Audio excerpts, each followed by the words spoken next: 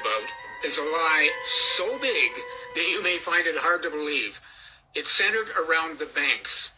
The banking industry has been stealing huge amounts of your money for decades, much more than you ever imagined. But it's not just them. They've been colluding with the legal profession, the courts, politicians, and law enforcement to make sure you have very little chance to do anything about it. As a result, people have been losing their homes to these thugs by the thousands. This is the mortgage scam. It's the largest financial scam in the history of the world. The numbers are astronomical, almost unimaginable. You may not believe it at first, so I urge you to do your own research. But let's look at an example. Say you're a typical home buyer.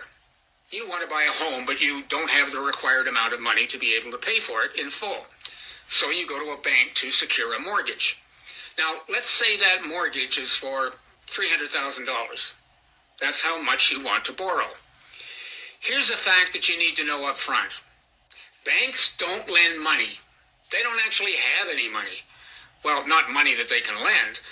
Banks purchase securities. Now, securities can be stocks and bonds, but they can also be guarantees to advance funds.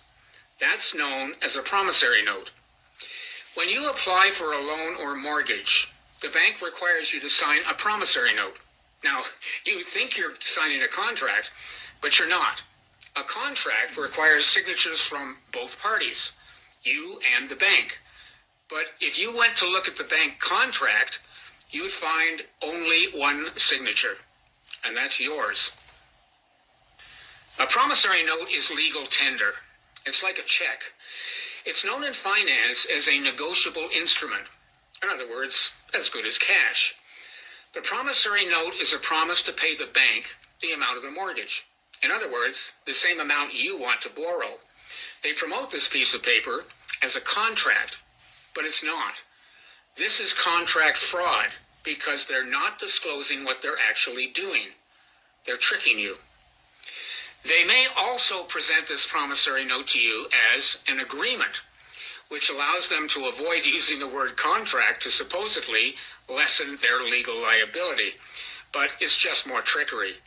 Black's Law Dictionary, which is the dictionary used as the basis for today's Admiralty court system, defines an agreement as follows. An agreement, as the courts have said, is nothing more than a manifestation of mutual assent by two or more parties, legally competent persons to one another. An agreement is not enforceable by law, but to even be valid, it must have two signatures, which if you're dealing with a bank mortgage, it never does. More trickery. But it gets much worse. Let's take a step back into the past. Everybody alive today has a financial bond attached to them through their birth certificate. You're not told about this bond. It was created by law in England in 1666, a long time ago. The law has a French name, the Cestui Trust Act. It's also referred to as your straw man. In those days, people would go abroad in ships to discover the New World or otherwise travel for long periods of time away from their homes. In 1666, after the fire of London destroyed the entire city, trusts were set up to protect people's property while they were gone. When they returned, they were required to prove that they were alive in order to reclaim their property through their trust. Over time, this trust evolved to the point that when you're born, up to $1 million is deposited in your trust. And from that point on, it's traded on the stock market as a bond. Now, these bonds grew over time into multi-millions of dollars, and you're the beneficiary. These trusts are also called your straw man because they've created a legal fiction name, the same as your natural name, but while your natural name is in upper and lower case letters, the straw man name is in all capital letters. We call this a legal fiction because it's not actually you, but you're led to believe it is. You'll find this legal fiction name on your driver's license, your utility bills, your speeding tickets, hey, and when you're called to court. It's how they get you to agree to let them access your trust, which is what they ultimately want, so they can steal your money. Names in all capital letters denote a corporation. That's because banks can't actually sue a living man or woman, just a legal fiction name in capital letters. See how ingenious these folks are? When you get a utility bill with your name in caps, it means they're actually billing your trust. They take that charge out of your trust, but you pay that same utility bill thinking it's you that they're billing. But it's not. They're billing your trust. So they're getting paid twice. They're double dipping. Do some research on the word straw man, and you'll find out the truth in a lot more detail than I'm providing here. Back to the promissory note and the bank. Now, once the bank has the promissory note you signed, they go ahead and they process that payment, taking the money out of your cestui trust or your straw man account. All banks, credit card companies, the courts, the utility companies have access to the money in your trust or your straw man account. All they need is your name, your social security number, or in Canada, social insurance number, and your signature.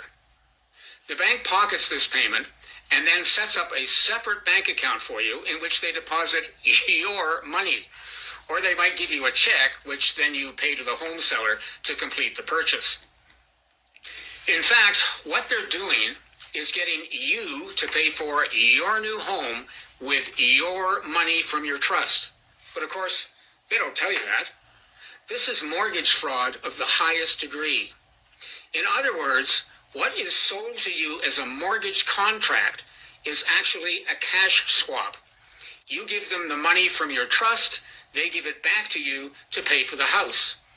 The bank fraudulently misrepresents this swap and fraudulently tells you, the home buyer, that the money they deposit into your account comes from their bank reserves. In other words, it's a bona fide loan. Nothing could be further from the truth.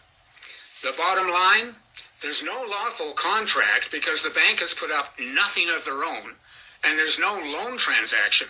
The transaction is nothing other than a cash swap. Then they charge you compound interest on your money and tell you to pay the entire amount back to them. This results in huge returns to the bank or mortgage company over a protracted period of time, often 20 years or more. You end up paying about 3 times what you should for your home. Let's go back to our example. You apply for a $300,000 mortgage to be paid back over 25 years. The interest rate is, let's say, 5% compounded annually. Now, what does that amount to in interest? $750,000 roughly, and in the principal for a grand total of over $1 million. Well, that's more than 3 times what the original price of your home was. This is the amount the bank pockets on the entire transaction over the 25 years. And it's all your money.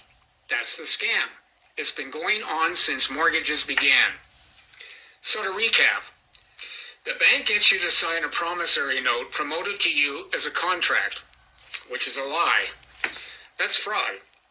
Then they cash in the promissory note by stealing the money from your trust account. Then they fraudulently loan your money back to you with compound interest on top. How's that for a scam? Ingenious, isn't it? How would you know? Well, you wouldn't. But hold on, because this lie gets even bigger. What they really want is your land. That's the ultimate prize. How do they get the land? Well, these days what they do is they set up mortgages for individuals with questionable credit ratings. Then they wait for them to default. Just a few missed payments can send the fraudulent agreement into default. Then what they do is they send their attorneys after you using the completely corrupt admiralty law system. The courts, of course, are in on the scam. Admiralty law, the law of the sea, is our current legal system. It's been weaponized against us. The courts are completely corrupt from top to bottom. And I have court documents to prove it. The fraud is conducted by the Bar Association. BAR. That stands for the British Accredited Registry. These bar attorneys pledge allegiance to the British Queen or King, whoever happens to be in charge at the time. All bar attorneys do this, even the judges. That makes them all illegal foreign agents and all working together in collusion. All these bar attorneys are working against you to steal your land, even if they're defending you in court. They work as a team to defraud you. It's a completely corrupt system.